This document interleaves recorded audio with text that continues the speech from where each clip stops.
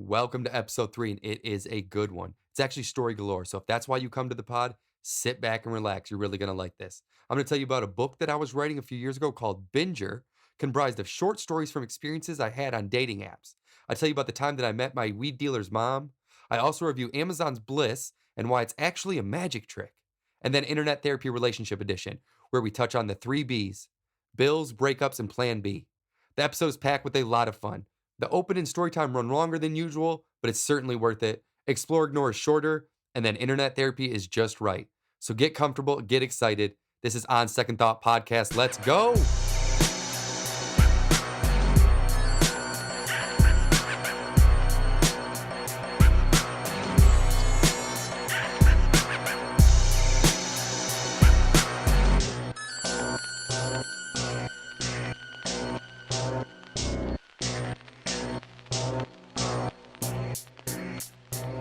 Woo!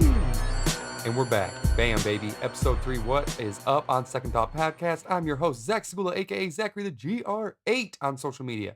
And it feels good. Super pumped. Feel the energy in my voice. I'm loving it. I'm happy to be here. Happy that you're here. Give me your ears. Give them to me. I'm talking Vincent Van Gogh them ears. So weird. I might keep that. I don't know. We'll see what happens when I go to editing. But episode 3, and I'm still navigating through this process and how it all works and really still learning and growing. So I appreciate your patience as I continue to try to get better. And part of growing is messing up and hitting speed bumps. So I should have had an episode out to you guys last week, but you know what? I kind of thought it was trash. Like, I don't know, maybe trash is extreme, but I didn't like it. I was mixing it, I was going through editing it, and I just felt like it was subpar. Like it wasn't the content that I wanted to give you guys. So I scrapped it. I went back to the drawing board. I reworked the episode, really figured out what I didn't like, and um, now here we are trying to do better. So I apologize for not being able to remain consistent, but it was important to me to give you quality over consistency right now. And I think that's what this episode will do. But I think I just need to remove the self-imposed schedules that I've given myself because I don't want to rush things and I don't want to give you episodes that are garbage just because I said I was going to give you one every week or every 2 weeks. I'm going to give them to you as much as I can, but as long as I feel like it's quality. So that is something that, I just got to be honest with myself, is that, I can't do everything when I say, and sometimes I bite off a little more than I can chew, or I just get a little too ambitious. Um, so trying to do this once a week is difficult because I'm still learning and it's hard. And I put a lot of work into it, and I would rather give you episodes twice a month that are good than 4 episodes a month that are subpar. So you know, I just appreciate you guys learning and growing with me. And originally the plan for this episode was to hit you with like a love edition. I picked a movie that I thought was a love story, internet therapy questions that I appreciate everybody sends me or texts me, um, that were relationship based, because this was going to be coming out right around Valentine's Day. But you know what? Because of the hiccups and because you own a calendar, you know that this is not around Valentine's Day. Um, and even the movie that we're reviewing, Amazon's Bliss, wasn't as much of a love story as I thought. But regardless, that was the intention and still kind of the theme of this episode. I still kind of want to keep it the theme of this episode. And so when I was thinking about how I would open up the pod and what I could talk to you guys about to start out the podcast, I thought maybe, I could talk to you about what's going on in my love and personal life. And then I was like, or I could just put my hand in a blender because that would probably be more entertaining to you guys. You don't care what's going on in my personal life. So I was like, you know what? I'm not going to do that. Like I do, I'm trying to figure out how to walk the fine line between being open, honest, and vulnerable with you guys, but then also keeping some things private and then respecting other people's privacy because not everyone wants to have a podcast and they don't always want their lives talked about. And to be honest, just whatever's going on in my life isn't that entertaining and you just don't care. And that's okay. You shouldn't care. Um, but I did think maybe a past dating story would be interesting because I don't know, like in our day and age now, if you are dating, it's probably starting on a dating app. And I forget or didn't realize, and there are some people in your life and in my life that have never been on a dating app. They just never have. Some of them out of principle, and some because they met their boyfriend or girlfriend before these apps existed, and they're still together. awesome, good for them. You are definitely goals. But, like, Tinder came out in, like, 2012 or 2013, like, somewhere around there. So for me, that I'm, like, 22-ish, like, junior year in college. This is, like, prime dating time. But some people have never been on them. And when I thought about that and how they haven't been around that long, and there are people who have never been on them and have 0 idea what it's like, it got me thinking.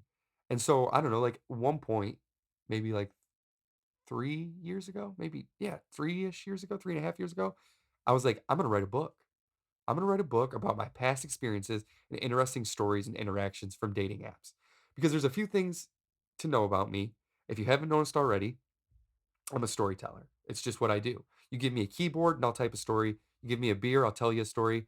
And you give me a mic or a Snapchat video and I'm gonna record a story. It's who I am. And then the other part of me is that I attract, sometimes knowingly and not always on purpose, myself into very interesting situations, unusual circumstances. Like, it's just, I don't know, it's just part of who I am. After being on this earth for 30 years, I have accumulated enough data to know that sometimes I get myself into or attract interesting scenarios. And I put all that together and I was like, that's maybe there's a book there. Like, a lot of my content when I would do my Snapchat and Instagram stories were weird things that happened to me from dating apps. Like, right now, if you go on my Instagram at Zachary the GR8, and in my story highlights, you can hear the Gone Girl story about how a girl on Bumble got upset with me, and she tried to Gone Girl me, like the movie. Like, kind of, not really, but I don't know, check it out, like, if you wanna get an idea. And these are things, just interesting situations that have happened to me through, being on a dating app for multiple years and, in and out of in and out of these apps.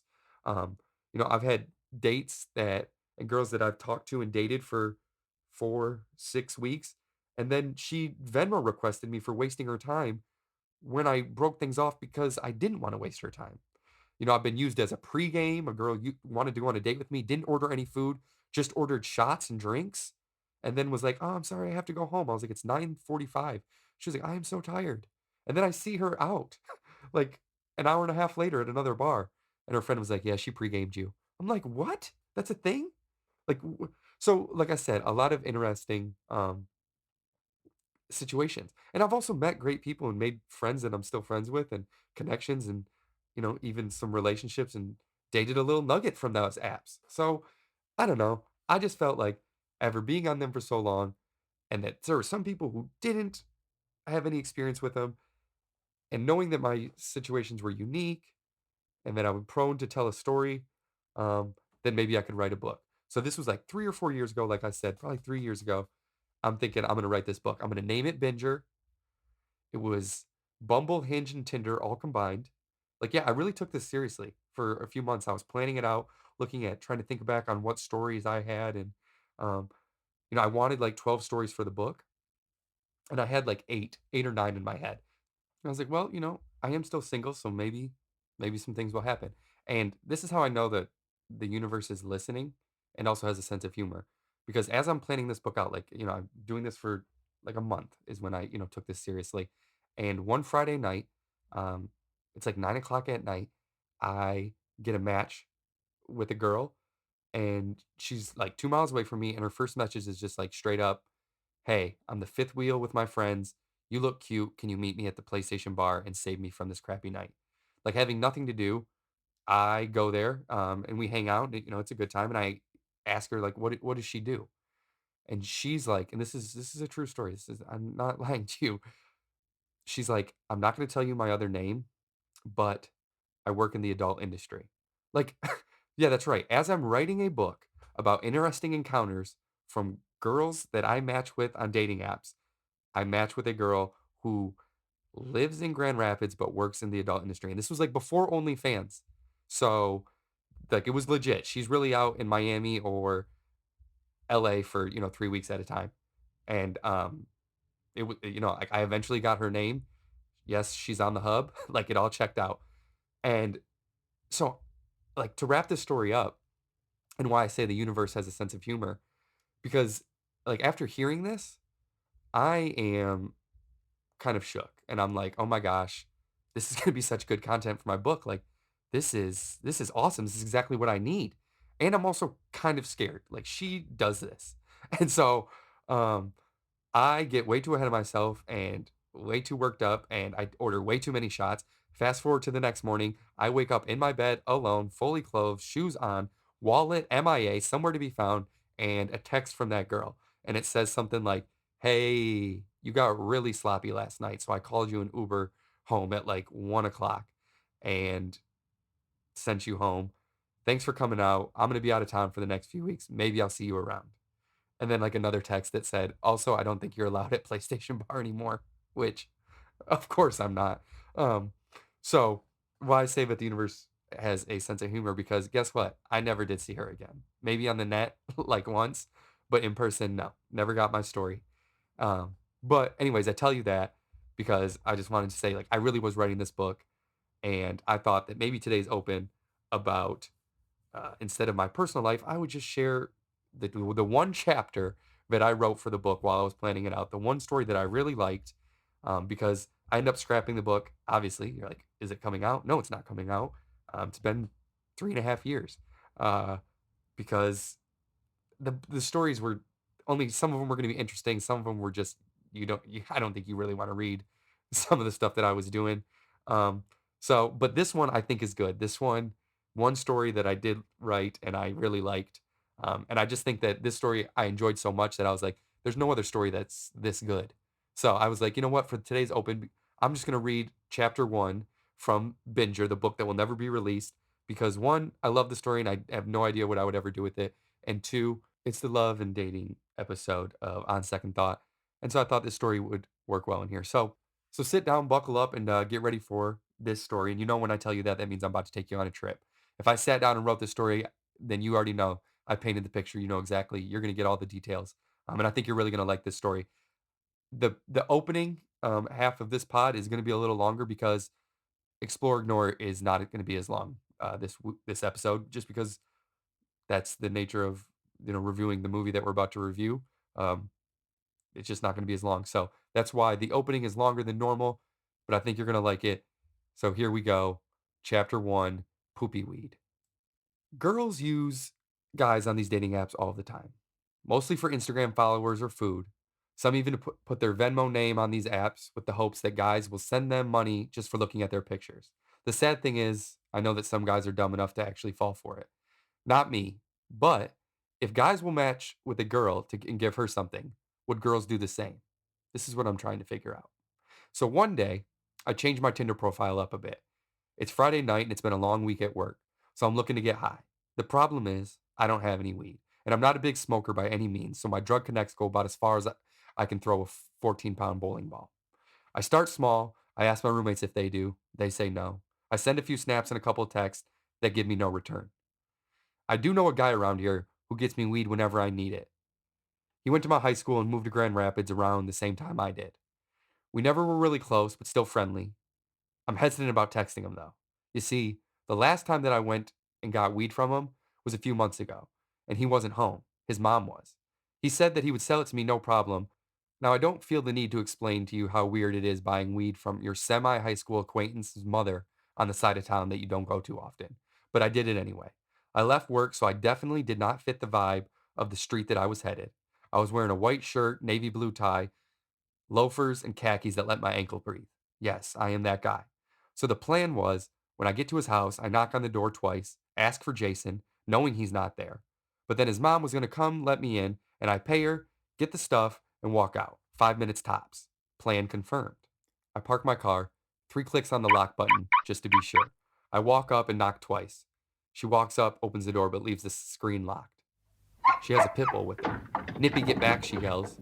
I'm concerned. This is no way to treat a customer. I take a small step back. "Hello, ma'am. Is Jason home?" I ask like a second grader trying to go on a bike ride. She says, "Who are you?" "Oh, I'm Zach. I'm supposed to pick something up from him. He said he left it for me. Sorry if it's a bad time," I say in my safest sounding voice. She looks at me for a second, up and down, like I'm the weird one. She's selling her son's weed through a screen door with an untrained pit bull named Nippy, who's foaming at the mouth. The dog is either a weed head or has rabies, neither of which I want to stick around long enough to find out. After she's done glaring, she says, "How do I know it's really you? How do I know you're really Zach?" Now, I'm over here thinking no one is trying to sting our 5 gram weed transaction. This isn't Narcos, lady. I went to speak and she interrupts me. If it's really you and you know Jason, let me see you call him. At first, I'm like, what the hell? This is a process. This better be some good kush because I'm doing a lot. But she does have a point. I am kind of dressed like a Catholic school choir teacher, so I pull out my phone and I start dialing. One ring, two ring, three rings. She's getting nervous. I'm getting nervous. Nippy's been nervous, just waiting for me to slip up so he can take a piece of my ankle into his doggy bed. The fifth ring, he answers. Yo, what's good? Hey man, I'm at your place. I guess I just missed you, I say in a fake surprised voice. He's like, what? You know I'm out of town, fool. Man, you high as hell, dog. I told you take it easy on that shit. I once faced 4 blunts back to back and I talked to Tupac. You seen Pac yet? Before I can answer, his mom says, is that Jay? Let me talk to him. Let me hear my son's voice. Before I know it, she opens the door and takes my phone from me. Now I'm sitting on the other end of the screen door wondering if I just got my phone jacked from my drug dealer's mom. The situation sucks, but this story will slap, I try and justify in my head. She asks him a few questions, then hangs up. She opens the screen door and hands me back my phone. I'm sorry, but you never know what people are trying to do these days. You can't trust anyone out there. You can come inside now, she says in a more trusting tone. She grabs Nippy by the collar and pulls him in the other room. Then she unlocks the screen door and opens it for me. We go in. She sits on the couch. I stay standing up. I just want to be in and out. I feel uneasy about this. The room is poorly lit, looks like bed sheets for curtains on the window, and Judge Mathis is on TV. I see lotto tickets and multiple ashtrays everywhere. This definitely feels like a drug dealer's living room.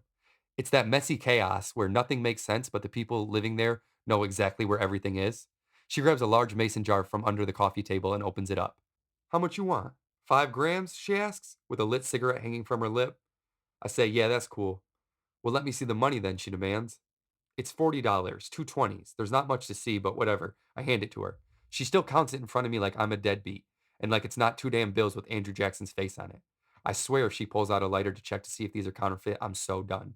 Thankfully, she doesn't. She puts it on the table and she tosses me a Ziploc baggie tied up with 5 grams of Grand Rapids' best mid grade weed. I say thank you and I turn around and leave. I head down the steps and towards my car as Nippy's barks begin to fade away. So fast forward to now. With all that in mind, I'd really rather not do that again. So I changed my dating profile to say, let's get high and listen to Mac Miller with leaves emoji and a gust of wind. Now I'm swiping with one intention to get a girl to come smoke me down. I didn't care what she looked like or where she lived. I have to get her to come here though, because I'm too much of a bitch to drive high. High Zach will without a doubt crash or forget that my keys are on a lanyard around my neck and spend hours looking for them. Either way, she needs to come to me. Tall task, I know, seeing how I have literally nothing to bring to the table. I'm swiping and matching. Any conversation, I take it right to smoking weed. It's not working. It's getting later, and I'm not seeing a lot of activity. Okay, so I need to up my radius and knock down my age requirement. I put the age down to 20 years old and the mile radius from 25 to 50 miles. A lot more options now, and I'm back swiping and swiping, looking for my Patty the pothead. I matched with a girl named Whitney. She's 21. She lives in Grand Haven, about 40 minutes outside of Grand Rapids. She looks short, maybe 5'2", skinny, blonde hair, blue eyes. She's kind of cutish. Maybe weed isn't all I will get tonight. I go through her pictures and I'm feeling good about this match. She has 2 pictures smoking and a Wiz Khalifa song in her profile. It's like midnight, but I don't care. I have a mission. I hit her up and ask her what she's doing. She says she's at home listening to music and asks me what I'm doing. I say the same. And then I say, I have this weed playlist that's so fire. I want to listen to it, but it's so much better high. I just picked up the dankest weed ever today, she quickly replies. Now, people who say dank are normally one of two types of people. Either they are super stoners who you get a contact buzz from just from borrowing their sweatshirts, or they're complete noobs who would roll a J in the shape of the letter J. Fingers crossed she's the super stoner. I tell her that sounds awesome and that she should come over and smoke with me. She comes back with, it's kind of late and she shouldn't. She has to work in the morning. I'm trying to convince her and I'm pulling out all the stops, talking about how our energies were meant to meet and that we have a higher connection. She's loving it and telling me that I'm deep. I say, I'm even deeper high. You can call me Smokeocrates. She laughs. She's like, fuck it, let's do it. I can't believe I'm doing this. I send her my address and she says she'll be there in 40 minutes. So she'll be here around 1:15 a.m. Now I'm a little surprised this worked. I have this chick who I've talked to for about 30 minutes willing to drive 40 miles to smoke with me, and she has to work in the morning. I'm getting my place straightened up and I'm feeling good. I turn this Friday night around, baby. An hour later, she hits me up. She needs help parking. I've only been at this apartment for like a month and I haven't figured out a good way to tell people which side of the building is the guest parking. I tell her to pick me up from the front and I'll help her park. For 10 minutes, I'm on the phone with this chick explaining to her how to pick me up. Halfway through, she says she's just walking because she already parked. I can tell she's probably slow, or maybe she's already high. Whatever. I walk into the parking lot to find her. It's dark. One street light is on, the others are busted. I get to the middle of the parking lot and I see her, about 30 yards away. I wave, she waves back. I'm about to smoke with this little cutie. Thank you, Tinder, I say to myself. Now she's getting closer, and I start looking. Aw, shit. Are those Etnies? Did this chick skateboard here? Is that why I don't see a car? She walks up and gives me a hug. The pics are a little deceiving, so getting ass is definitely out of the question. But Operation Loud Pack is still on.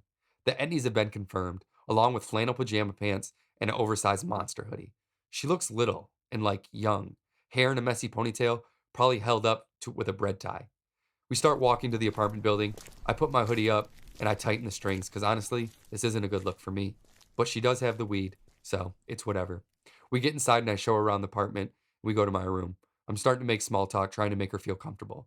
How was the drive? I ask. Long, she says. Yeah, thanks for making the trip. You work tomorrow, right? What time? 7 a.m., she replies. Damn, that's early. Where do you work? Papa Murphy's Pizza Place, she says with a partial laugh. Now, I'm not one to judge, but she 100% looks like she works at Papa Murphy's Pizza. I'm actually kind of mad because I love that place, and if I had known that she'd work there, I would have tried to swing a pepperoni pizza too. Nice. That place has really good pizza, I say, as we sit on the bed and I play some music. So you ready to smoke? Yeah, do you want to smoke my weed or yours? She asks. In my head, I'm like, what the hell do you think you're doing here if I had weed? I genuinely am confused what little phony Tony Hawk thinks that she's doing if I already had weed. But I say, you're the one with the dankest weed ever, remember? Let's smoke your shit. Okay, but we have to get it from my car, she says. So we are back outside, walking to her car. It's cold out, and I'm tired. This has turned into way more of a mission than I thought, but you gotta grind it out. When you're trying to get something on these apps, sometimes you gotta go through some bullshit to get to the end goal. We're walking and talking what feels like forever. She parked really far away from my place, at least farther than she needed to, seeing how my apartment is a 400 car parking lot. After like 10 minutes of walking at 2 a.m. on a brisk September night, we get to her car. It's a 2002 Dodge Neon. I would call it black, but calling it rust would be just as fair. I ask her if we can drive it back to my apartment and park it in the guest parking lot. She says yeah. Then, as we're getting in and she's putting the key in the ignition, she says, I hope it makes it there though. It's been acting really funny and clinking a lot. Now, I'm not a mechanic, but it feels like only a matter of time before something rusts off this little bad boy and disappears into the universe. You drove 40 minutes, 35 miles in the middle of the night on a car that clinks? I ask in a confused voice. She looks at me with a real blank stare and says, yeah, I guess I did do that. After another long stare, she says, you'd get me if it breaks down, right? Oh, hell no. I'm praying to the good Lord that her car makes it. Honestly, I would give her car about another 40 miles until death. Thankfully, Grand Haven's only 35 miles away, so the math is in my favor. I say, yeah, I got you, but you should be straight. She clinks and clanks us over to the apartment parking lot, and we get out. I try not to slam the door too hard. I don't want to be the reason she has no passenger side door. As we're walking to my building, I ask her, where do you get your weed from? She's telling me all different types of places and people. She tells me that the last guy she got it from, she sells pizza to at Papa Murphy's. If I put in as many toppings on it as he wants and I don't charge him, he leaves me a dime bag in my car. But he always gives me poopy weed. She then asks if I've ever smoked poopy weed. I've never heard this term before, but I hate it, and she will not stop saying it. Poopy weed is the worst weed, because it's like poop, you know? Could you imagine putting poop in a bowl and smoking it? That's basically what he gave me. Leafy poop. Don't worry, I didn't bring over poopy weed today, though. I got the dankiest of the dankers, she says with a big ass grin. Honestly, I can barely look her in the eyes when she talks like this. I want to bang my head against the door that I'm opening. Like, who talks like this? I ask myself. Poopy weed and dankiest McDankers? Probably people who work at a pizza place in the morning, but will still drive 40 minutes in a car that looks like it's one speed bump away from the salvage yard to meet a guy on Tinder. That's who talks like this. I instantly regret the decision, but I'm no quitter. It's 2:30 in the morning and I'm going to get high tonight. I'm way too invested at this point not to. We step inside and we go upstairs. I throw on Netflix and she's breaking down the weed and putting it in a bowl. She packs it. It's extra green. The smell fills the room. She lights it and takes a hit. No cough. She's a champ. She goes again and then passes it to me. I hit it. I hold it in and blow it out. I take another hit. This time, this one was too big. I'm gonna cough this out. I know it. No, I'm not. I'm no bitch, I say to myself. I do this shit. I, in fact, do not do this shit, and I am coughing very hard. I sound like a cigarette smoker after 3 trips down the basketball court. She's laughing. I don't care, though. She still has etnies on, so who's really winning? This weed is good, though, and I tell her that. She looks at me before she lights it and says, "See, Zach, I don't smoke poopy weed anymore. I only smoke the dank trees." Now, I'm wondering if weed is worth putting up with this lingo.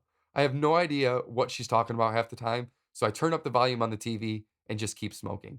Now I'm getting really high. The room is spinning, but it's kind of in slow motion.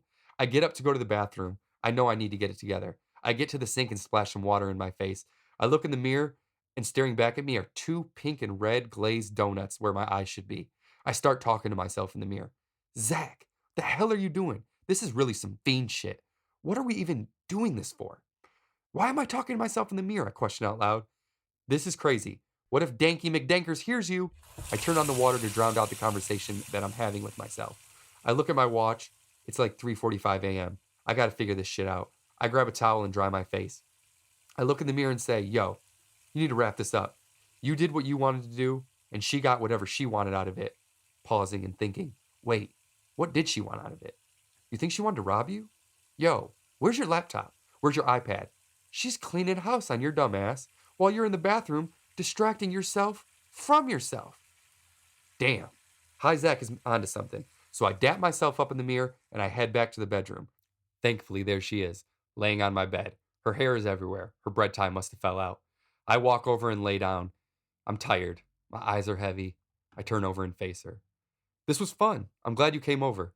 It sucks that you have to work in like 3 hours and you also have a 40-minute drive ahead of you. I say in my most convincing, high yet fake disappointed tone I can muster. Yeah, I know. You think I should probably get going, huh? She says as she takes another hit of the bowl. Yeah, I wouldn't want you to miss work. And you're about to be my weed and Papa Murphy's plug, I say with a grin. She smiles. She gets up and goes to the bathroom. I'm looking at her little baggie of weed, and I'm trying to decide if I have enough time to leave a 5 and snag a nug and hide it in my grinder. I bet I do. I go to grab it, but my arms are heavy. I don't think I can move them. I try and roll over. I'm heavy. I can't move. My head moves. Nothing else. I'm melting into my bed. She comes back in the room and grabs her stuff and is looking at me funny. Normally, I'd be a gentleman and walk her to her car, but my limbs just aren't working. I feel like jello in my bed. I muster up a little hand gesture and say, "Drive safe, text home me when you're there," pointing at a $20 bill on the side of my bed. She says, "Is this for me?" I just nod my head, yes. She says, "Okay," and leaves the room. There goes my drug dealer girl. I hear both doors shut. I turn off the TV and close my eyes and go back to melting into my bed thinking, she was right. This definitely isn't poopy weed. End scene, chapter, book, whatever. Whew. That took a lot out of me. I definitely need some water. But yeah, that was the one chapter that I wrote. If you loved it, hit me up and let me know. And if you hated it, don't worry, because I only wrote one chapter and you'll probably never have to hear me read you a story again. And just to follow up, she did text me that she got home safe. To no one's surprise, we never saw each other again. Actually, she never even messaged me again, and we never talked ever again, which I always thought was kind of odd because she did come all that way, and then we never spoke again. But whatever, I hope she's well. That was the opening, the very long opening. Hope you guys enjoyed it. Let's just go. Explore, ignore Amazon's Bliss. Are you still watching? I don't know if it's real, but it has a feeling, and the feeling's real. Hi, my love. Hi, Dad. I wanted to talk to you about my graduation. I'm gonna be there in the bleachers. I'm gonna see you in your... Let me, how about I call you back? Okay. Taking the day off in here? The boss wants to see you. Can I get a whiskey? Double. You're real. Sorry? I want to tell you something really cool. You see all these people outside? They're not real.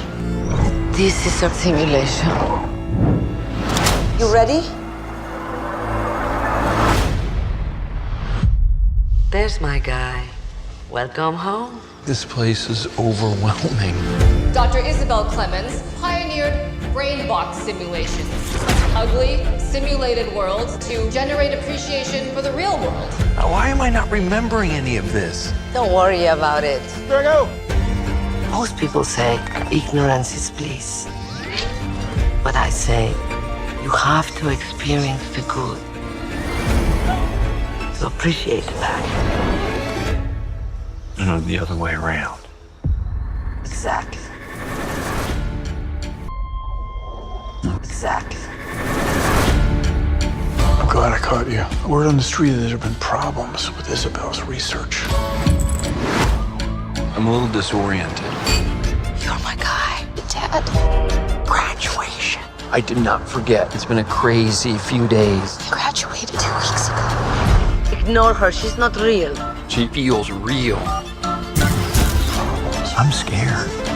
Your head's not on straight. One of these days, you're going to have to choose between these worlds. That was the trailer for Bliss streaming on Amazon Prime. And that trailer sounds pretty awesome, doesn't it? It also looks awesome. I recommend you check it out. And then to only watch the trailer because the movie was not that great. It's almost like a trick being played. I don't know what it is about me picking confusing movies. Like I'm genuinely not trying to.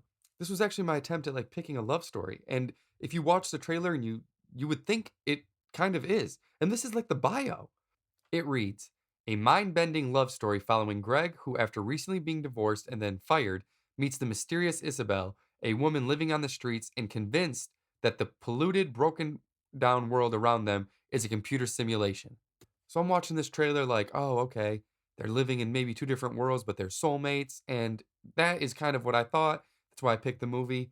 And you know what? I was bamboozled. I really was. Movie, it was just wasn't exactly what I had expected. Um, Let me give you some of the stats on it. It is a science fiction drama, distributed by Amazon. Budget was 25 plus million unconfirmed, so I'm not 100% sure. Runtime is 1 hour and 43 minutes. The IMDb score is 5.3 out of 10. Rotten Tomatoes, the tomato meter is a 28%. Audience score 42%. It was released February of this year. And I don't know, like there's some things to like. Like I'm always going to try to be positive. That's, I want to be positive. I want to tell you the things that are good about a movie. I think it looks cool. I think that Owen Wilson and Selma Hayek, who star in the movie, do really well. They act. It's good acting. And, I appreciate them for trying this movie, even though, like I said, it kind of sucked. It does get moving fast. I enjoy that. Some of the shots are really cool. I think it's an interesting perspective of kind of like love, and I mean, there's like there's a metaphor, but it's also not a metaphor, but it kind of is a metaphor for like drug abuse, and I think it's an interesting take on it. You kind of get to see the effects of drugs from the other person, from the user, in a way that I don't know if we've seen, but I don't know. It just it tried to do too much. It wasn't sure what kind of movie it wanted to be. And then before you know it, the movie was over. The beginning is kind of stressful. Um, there's like surreal touches and a moody tone that gives like a dreamlike quality, but the director Mike Cahill explores reality through an eyes of people going through trauma in a way that I think kind of just missed. It felt like it missed. They're hanging on emotions like with a plot that just doesn't work. Mostly because you're too busy asking questions like, what the hell is going on? It becomes increasingly difficult to be emotionally invested and present with the characters and believe in this simulation of bliss because you have literally no idea what's going on and you're constantly trying to untangle the storyline and like what is real and what is not. And I think it kind of just really hurt the movie. No, it did really hurt the movie. Um, but like I said, Owen Wilson, it's not the Owen Wilson character that you love. It's not him. It's It's not Wedding Crashers Owen Wilson. It's a different side, which is kind of a bummer because that's the Owen Wilson we love. But he does well. He adjusts. Selma Hayek, baddie. Like, watch this movie and tell me how old you think she is. I was shook.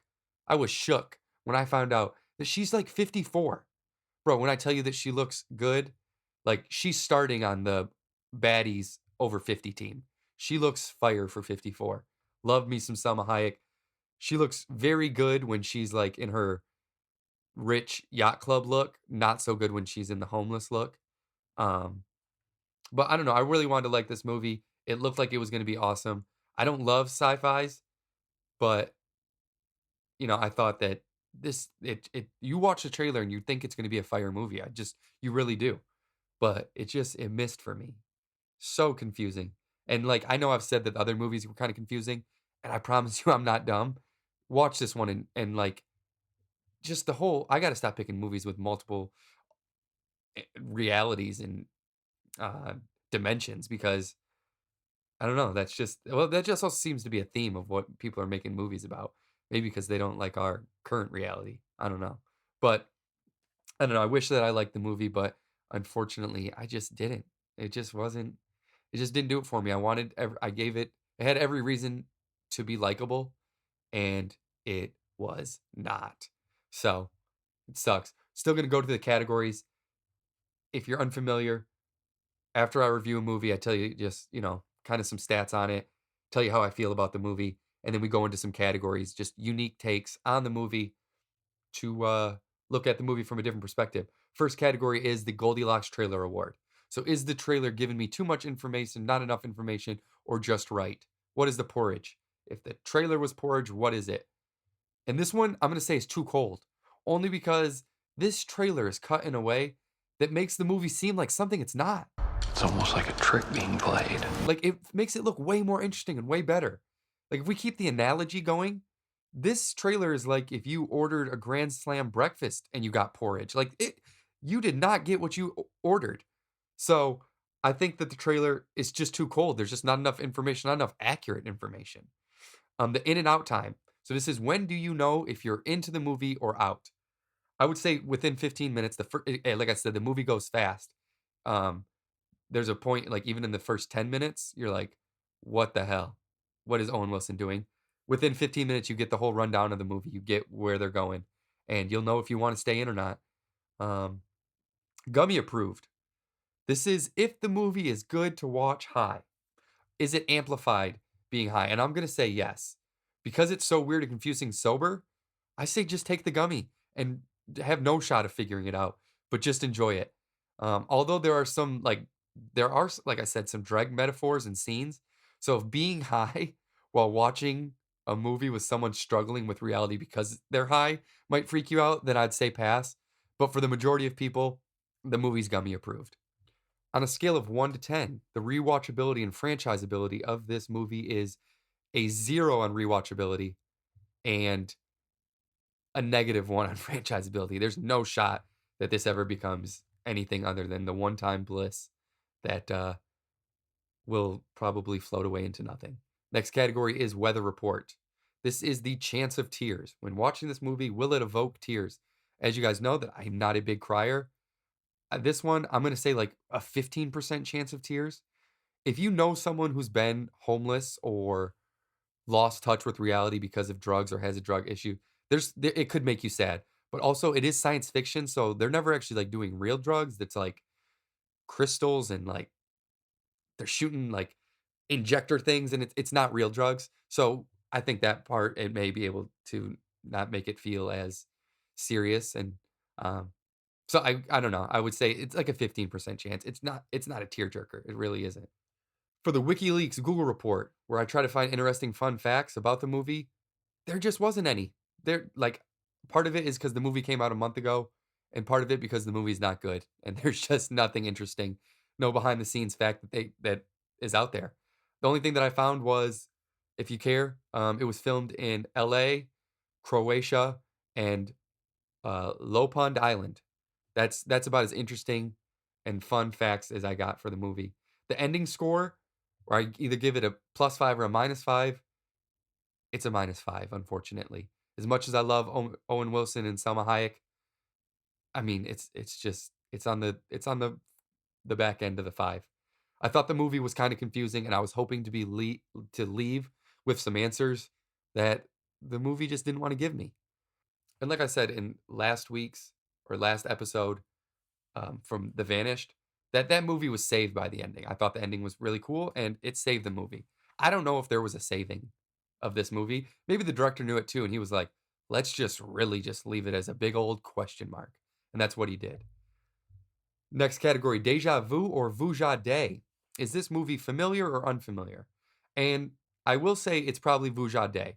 I do think it's a different take and perspective um, on people struggling with addictions and losing touch with reality. I would say that there is a lot lately of like alternate universe glitch movies that we've seen, but because of the uniqueness on substance abuse, um, I think that it's unique. I think that it's Vuja Day. It hasn't really been seen before. It was unique. It just wasn't really well explained. There were too many knots to be untangled to understand it and make it complete, but I still think it was kind of a unique take. Is this worth the price of admission? Is this movie worth paying the streaming service for it if you don't have it? Hell no. Absolutely not. Not even close. The movie is a pass, it's an ignore. Um, I don't recommend you, getting Amazon Prime just to see Owen Wilson not be as fun for an hour and a half and leave the movie very confused. In our last category, food for thought, where I compare the movie to a restaurant. If you like this restaurant, then maybe you'll like this movie. I'm not a fan of this restaurant. If the movie Bliss were a restaurant, it would be Arby's. It should be no surprise that I don't eat at Arby's, and I don't like Arby's, and I'm not recommending this movie, and that's why I think that this movie is Arby's. And maybe you're at home like, "Oh, what the hell, Zach? I really like Arby's." Then that's fine. Maybe you'll like this movie. We just don't have the same taste. I didn't like the movie, and I don't like Arby's, and that's okay. Fun fact, though, if you didn't know, Arby's is named that because of the letters R and B, which are short for roast beef. That's why it's named Arby's. So I thought I would drop that little nugget on you guys just for fun. But the reason that I think that the movie Bliss is the restaurant Arby's is because on paper, Arby's has everything that you would want. Like this movie. The movie has a good cast. Arby's has everything for a great meal. Roast beef, curly fries, mac and cheese, mozzarella sticks. And even though it has all the ingredients, like I said, Owen Wilson and Selma Hayek, it's not good. It just isn't good. And it you would think it would be good. You would be like, wow, look at all this stuff. You're gonna watch the trailer, you're gonna be like, this is gonna be a good movie. You go to Arby's, you look at all of the food, you're like, yeah, this is gonna be an awesome meal. Like facts. Look at this. Cheese, they have so much cheese. Oh yeah, I love it. Roast beef, give me more. And guess what? You get the food and it's not good. It just isn't good. It never is good. You leave there disappointed. I think that Bliss is the same way. And also, like I said before, the trailer is not accurate to what the movie actually gives you. And if there's any restaurant that pump fakes more than Arby's, let me know. Like, go pull up Arby's menu, or when you go there and you look, those pictures of what they say you're getting, the pictures of those sandwiches, and then what you actually get, pump fake, biggest pump fakers out there. Like just straight magicians on what they try and sell you. It's almost like a trick being played. I cannot stop playing that clip, and I'm sorry. But the irony that it's literally from the trailer, I think it's Owen Wilson's way of trying to tell us that the movie is not as good as the trailer. And the same about Arby's, because Arby's is crazy with it. Even when I was like looking up the menu to be like, is this who I want to compare the movie to? And I was looking at the pictures and I was like, the food has never once ever came out looking like that. And I think that they are the biggest offender of that. Just like this trailer is very offensive to how bad the movie actually was. And those are the categories. I told you Explore Ignore was going to be short this episode because the movie wasn't good. If the movie's not good, I don't really have a lot to tell you. So, I don't know. To recap, Bliss, starring Owen Wilson and Selma Hayek, streaming on Amazon Prime, is an ignore for me. I recognize the council has made a decision, but given that it's a stupid-ass decision, I've elected to ignore it. Yeah, that's right. I recognize that Amazon made a movie. I'm just electing to ignore it because it wasn't good. Bliss could not figure out what kind of film it wanted to be. As It was just a convoluted story that never found its footing. While the acting was pretty good, the shots looked decent at times, it just never tied itself together. It tried so hard to be vague and metaphorical that it ended up never making sense. So, pop the gummy and see if you like it. 15 minutes in, you'll know. I don't recommend that you watch it, but if you do, watch the trailer and see the magic trick of what they are trying to tell you that you're going to get and what they actually sold you. Internet therapy coming up next. You really need some help, but a regular psychiatrist couldn't even help you. You know what I mean? You need to get involved at the university level, like where Freud studied and have all those people looking at you and checking up on you. That's the kind of help you need. Not the once a week for $80. No, you need a team. A team of psychiatrists working round the clock. You need to go to like Vienna or something. Jerry and Wale on the intro. Internet therapy, where I take your situations or situations found on the internet and present them to you and give you my thoughts and opinions on them. As I discussed before, this is the dating and love edition of the OST episode, so all the questions in today's internet therapy are relationship related. And if you have any types of questions, advice, etc., that you want me to talk about, please send it in. OnSecondThoughtPod@gmail.com, or just hit me up via text, social media, however you want to reach out. And I really do appreciate the people who do that. You're what makes this segment.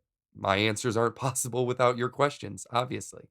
And I do much prefer answering your questions and situations opposed to some rando on the internet. So thank you for trusting me enough to do that. And today we've been blessed with some really good questions. So thank you to those who wrote in or gave me the okay to use their situations for this episode. So let's get into it. Situation 1, this user writes, "Hey, I don't know you, but my friend's sister showed me your podcast and I love it. I figured because you don't know me or my boyfriend, you'd be the perfect person to ask this question to. So me and my boyfriend are both 21. We haven't been dating too long, like 3-ish months. Basically, he asked me to come over to his place after work to give me my Valentine's Day gift. I was really excited and looking forward to it all day at work. When I came over, he gave me a small bag. No card or flowers, just a small bag. Oh, God. When I opened it up, it was a Plan B pill? Oh, gee, I was not expecting that. Okay. It was a Plan B pill. Is this normal? This felt weird, and I was not excited. I was obviously annoyed and disappointed. He didn't understand why I'm upset and still doesn't. Am I overreacting? I guess it's the thought that counts, right?" All right, so for starters, thank you for listening, and shout out to your sister's friend for sharing the pod. I greatly appreciate it. And normally, I would say that it is the thought that counts. But in this case, the thought is that he gets to spray in you with no consequence. The thought is honestly selfish. Whether he knows it or not, he basically was giving himself a gift. I mean, Plan B, that's for him. Like, Plan B is not a gift. Birth control is not a gift.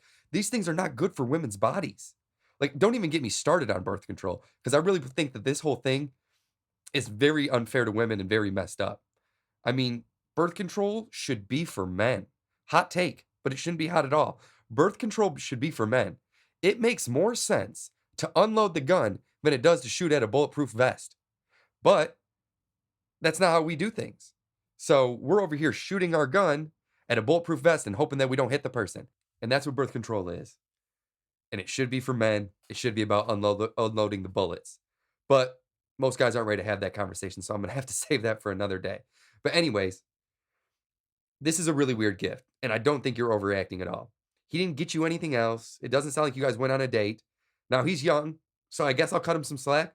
But rule of thumb out there, guys, if you don't feel comfortable telling your mom or sister what you did or got your girlfriend for Valentine's Day, her birthday, your anniversary, then you already know it either wasn't good enough or just not good at all. And he definitely did not run this by another girl. So you have every right to be upset and disappointed. Like, I would say explain to him why you're disappointed, what you were expecting versus what you got. I know I say it all the time and I'll always say it. Social media isn't everything, but guess what? We still have it. Like, didn't he get on Instagram on Valentine's Day and see everyone else's story? Did he see any girls posting the heart emoji with a pack of Plan B bills and the caption, "Bae did it again"? Hashtag spoiled. Hashtag Valentine's Day. Hashtag get you a guy who. No, he didn't, because this gift is crazy. This isn't a red flag, but it's a pink one. Let's see how he does on the next holiday or birthday gift giving situation, and we'll see how that goes. And then come talk to me. But guys, we got to be better. This is not the move for us. All right. Next one. This person writes in, "Hey, I'm in my late 20s and currently going through a breakup.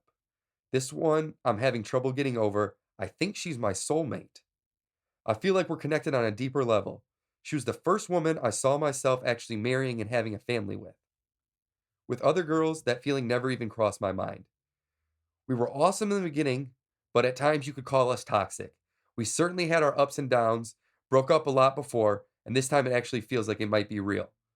How should I go about this breakup? Any advice on helping me move on or getting her back?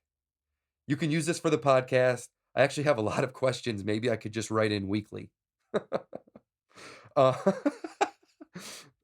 I'm not a therapist, so I should not be giving you weekly advice. And if I did, I would probably charge you. So we'll just focus on this one here.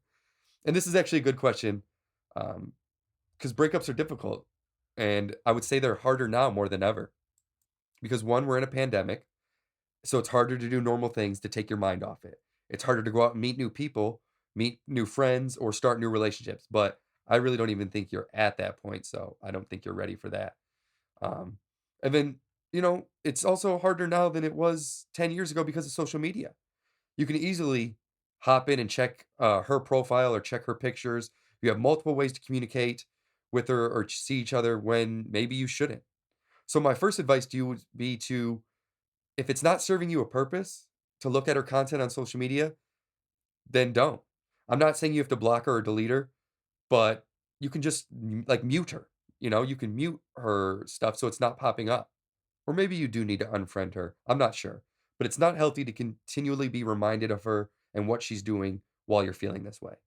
And so, one thing I want to point out to you is, yeah, you know, of course they were awesome in the beginning, but like it's always awesome in the beginning for everybody. If it weren't awesome, it wouldn't go anywhere. Like, you'll never hear anybody say, the first 3 months of dating were hell, but we made it through it. Like, that's so, of course, the relationship was awesome in the beginning. All of them are. But if you acknowledge that it was toxic at times, it's probably toxic more times than you like to admit. If you're willing to concede that, yeah, maybe it was a little bit toxic, then you know what I know? It was probably really toxic. So this is what I think. I think you're struggling with this because you looked at her in a way that was different than past relationships and girls. Like you even said, she was the first person I saw myself actually marrying and having a family with other girls that feeling never crossed your mind. But let me ask you this, or ask yourself this. Is it because the things that she had and characteristics she had? Or is it that you're evolving and maturing and you're looking at relationships and partners differently? If you said that there were times that it was toxic, I'm willing to bet that you saw her in this way more because you're maturing and you are looking at relationships differently and you're growing up more than it was actually her. So shout out to you for recognizing that. And I think that it's more about your growth and looking at relationships in a more mature way than it was actually her behavior. Because if it were her behavior, like, you know what's not wifey material? Toxic isn't wifey material. And toxic isn't husband material either. Just for the ladies out there, I understand it's a two-way street. But I feel you. I certainly can relate to this situation because breakups are not easy. Like, I know that. And I feel what you're going through. My advice to you, like I said, stay off the triggering social media. And this is big, get on and maintain a physical workout routine because it works in twofold. It gets you in better shape, you feel more confident, and you feel better about tracking another partner. And then also your body will release endorphins that make you actually feel good. So I think it's really important to do that. Like the post breakup hot bod is a real thing. And that's what I'm hoping that you have going on. And then also journal. Do not keep all your thoughts and feelings in your head. Put them on paper. Check in with yourself in an honest way and stay up with a routine of writing how you're feeling. And then it's also nice because you can go back and look and say, wow, 3 weeks ago I was feeling one way, and you can see how your thoughts and feelings have evolved. So I just say, just take it one day at a time. Like no one is telling you that you can never talk to or see this person again because that's too hard for the brain and the heart to wrap itself around. So break it down. Small goals. Go for a week, then 2 weeks, then a month. Start with one day at a time, trying to see if you can accomplish that small goal of not thinking about her, not reaching out to her. Because it's hard, and it definitely is. But keep your head up. I'm always here for you, brother. And, you know, just stay the course. Because, yeah, I mean, like, breakups suck, and we all process them differently is what makes it so hard is one person can go through it one way and the other person deals with it another way. And we always want people to deal with things the way we deal with things. Like some move on right away, others process their feelings. Me, I process them. I face them straight up. I don't mask them with partying or drinking anymore. Like I don't do that. I just handle it. I feel sad. I go through the process of feeling sad. I feel what I need to feel and it sucks at first, but I deal with those feelings and I rarely ever look back once I can close that chapter. And it's definitely easier said than done. And this is coming from somebody who likes putting themselves through stuff like that. I run long distance only because I hate it. I do, prolonged fasts just to push myself. So I understand that this isn't typical, but I really do think that the benefit is to facing those feelings head on, just handling them, processing them. Don't mask them with other things or other people because you'll never end up actually dealing with those feelings. So anybody going through a breakup, I hope that you guys take that advice because I really do believe that it works. So, yeah. All right, we'll go to the next one. This person writes in, "Hey, Zach, please keep this anonymous, but help me out. Long story short, I found out my ex was not faithful. We lived together in my house that I owned. So when I learned of this, I gave him 30 days to get out, and then he did. He did agree to pay the electric bill for the next 6 months because he felt bad how much he was royally effing me over. Today, I got a call from consumers saying that my account is delinquent and hasn't been paid in X amount of days. I'm so pissed. Do I contact him and make him pay? Should I just take care of it myself? I don't get why he did this to me because he's the one who offered to pay it. Please, please, please don't let anyone know it's me. I'm serious. Love the pod. Thank you." No, thank you for listening and writing in. And hey, this is a safe space. I got you. I'm not, I got you. No one knows who this is. And honestly, I think this one is open and shut. Like, this is your place. It's your electricity. Of course, you need to pay it. I think, honestly, it was dumb of you to even leave it in their name. Like, what has this person shown you that makes you think they're reliable or that you can trust them? Like, you call consumers and you switch it in your name and you pay it and you don't say a thing to them.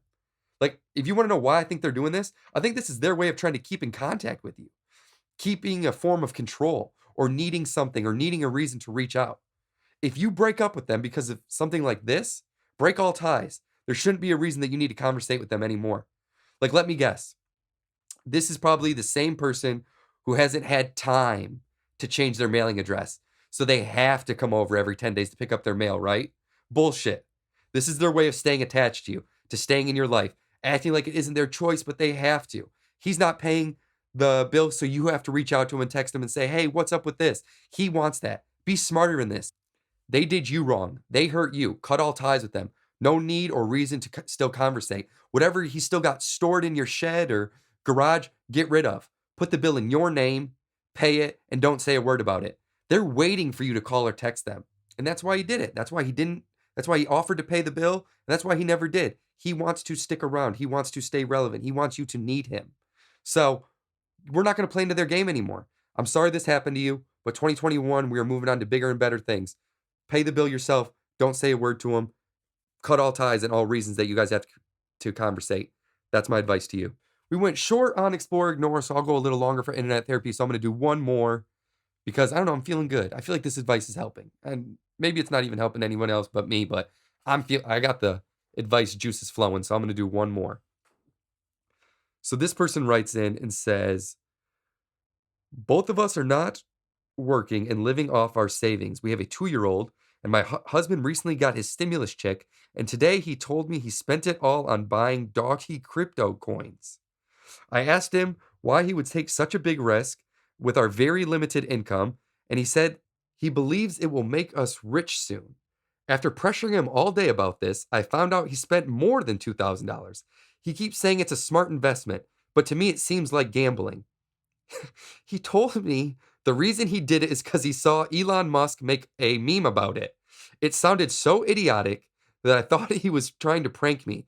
But when I looked at his bank statement, I found out that it was true. I took away his card and his phone so that he won't continue to throw away our money. I'm not sure he has a problem or he's just temporarily attracted to all the craze that's going on right now. I don't know how to handle this situation. He's always careful and smart with our finances. What should I do? Well, hey, feel good knowing that he's really not the only one hopping on the doggy coin trend. And to be honest, while it was irresponsible, if it saw like a 300% return, you'd be bragging right now about what he did instead of being upset. So, and the whole Elon Musk thing, like, it sounds crazy, like, oh, he wrote a meme, but like, Elon Musk has a lot of weight in this field. So, if he does something like that, honestly, it moves the market. So, while it seems kind of idiotic, there's a little bit of understanding to it. But honestly, I don't know what more you can do. Like, you took away his card and his phone. I certainly see why you're upset, but honestly, that kind of feels a little extreme to me, especially like the phone part. But he bought a stock. And so I don't know where he bought in at, but you can always sell it and get some of your money back, maybe all of it back. So, I mean, it's not like it's gone forever unless he just lost the majority of it. But I don't know. I mean, this is your husband, and financial intelligence is a serious thing and something that you guys need to think about and vet when you're in a relationship. Like, I was actually thinking about, I was just telling this to one of my buddies the other day about, I was dating a girl who she had literally like no bills. Like her parents paid a lot of her bills. Her rent was like $200 a month because of, a special circumstance that she had. No car payment, no student loans. She had a full-time job and she always had like $62 in her bank account. Like always. And I was like, how do you never have money? Like you just never do. And one day I was like, "Hey, let's set up Mint, like the software that, helps track where your money is going." She was like, "Yeah." So I set up Mint for her and we put in all of like her bank account and debit card and all of that stuff. Guys, she was spending $900 on food. Like it was like eating out 2 times a day and going grocery shopping. And I was like, This is where your money is going." Like it was like that little circle, it was like 88% was food expenses, and I was like, "Oh my gosh." Had I stayed in a relationship with her, I would have had to decide if I wanted to be with someone who's financially illiterate, because that was a very big yikes moment when I saw that. I was like, "You're not these aren't even things that you can hold on to. It's just food. Is that where all your money goes?" It was crazy. Like, she was single-handedly keeping Bob Evans afloat. I really believe that. I was like, I had never seen anything like it. If anybody has a Mint picture of a more disproportional spending in one category, like food or bars or entertainment, send it to me because I'd never seen anything like it. It blew my mind. It really did. Anyways, back to our writer. Bottom line, you're married. He should definitely consult you on financial decisions like this, especially given the circumstance, you guys having a kid. So I would say express how you feel. Tell him your concerns. Tell him that you want to be a part of the decisions moving forward. But you have to give him his stuff back because he's not going to let you in on the decisions if the consequence is that he gets his stuff taken away. And he's a grown man, so you got to give them that stuff back. But let him know you want to be a part of the decisions moving forward. And hopefully this all works out. Doggy coin to the moon, baby. And that is internet therapy for you. Thank you to all who send me their situations. I truly, truly hope that this helps people, whether it's your situation or not. I hope you get something out of it. If you want to, write in, hit me up at Zachary the GR8 on social, OnSecondThoughtPod@gmail.com. As always, we end on a positive note, positive quote. Sticking to our theme today, this is the one I have for you. Being deeply loved by someone gives you strength, while loving someone deeply gives you courage. Lao Tzu, Chinese philosopher and author. And so I picked that one because I want you to ask yourself, are you getting strength without being courageous? Like, are you receiving love from someone without giving it back? Because that's not fair to your partner. Or the flip side to it, are you giving love and not getting it back? Are you being courageous without being given strength? Because that is not sustainable. So be thankful for the gift that someone deeply loves you and be courageous enough to love them back. Do not fight it. Do not run from it. Do not try to understand it. Don't try to manufacture it or force it. This person has X, Y, and Z on paper. They're perfect for me. I should love them. Love is not an algorithm. Love is a feeling. And you should love people because of how they make you feel. It should not be based off of what others think, how you guys look in pictures together, if your parents do or don't like them, or how many boxes they check off. It's about a feeling that you get around them and because of them. I understand that love is scary, but if they're giving you the strength, Like the quote says, being deeply loved by someone gives you strength, and they're giving you strength. So be courageous enough to give them strength back by loving them back. I think we all could analyze our relationships, find out who we love and who loves us, and make sure that we're getting what we're giving. Love should give as much as it takes. And I do hope that everybody listening is getting the love that they're putting out. And that is the positive note, positive quote. And I like to end the pod that way because it's like leaving on a made basket. Like, you know, that superstition, like you never leave the court without making a shot first. That's how I like to leave the pod. I just feel like it's good vibes, good karma, good way for you guys to end the episode. And that's episode 3 in the cloud, in the book, however you want to call it. I appreciate you guys for listening and reaching out to me about the pod. Sharing it with your friends is the ultimate compliment, and it means a lot when everyone does it, or just listening and posting it. Like I said, it's the ultimate compliment, and I greatly appreciate it. I hope you enjoyed the show. Hope you're leaving feeling informed and entertained. I'll be back in your ears in a couple weeks. Please subscribe, rate, and review. And I know I say that, and you probably hear it a lot, so maybe it doesn't even register, but I actually mean it. I actually need you to do it. I need you to subscribe. So do that right now. Right now, you're subscribing. I see your thumb moving. Thank you. Throw some stars at it if you want. Leave a review if you're really feeling the love. It really helps me in this world of algorithms and sponsors. So again, please subscribe, rate, and review. Share if you care. Talk is cheap until it pays the bills. On Second Thought Podcast, this is Zach School saying I love y'all and stay safe.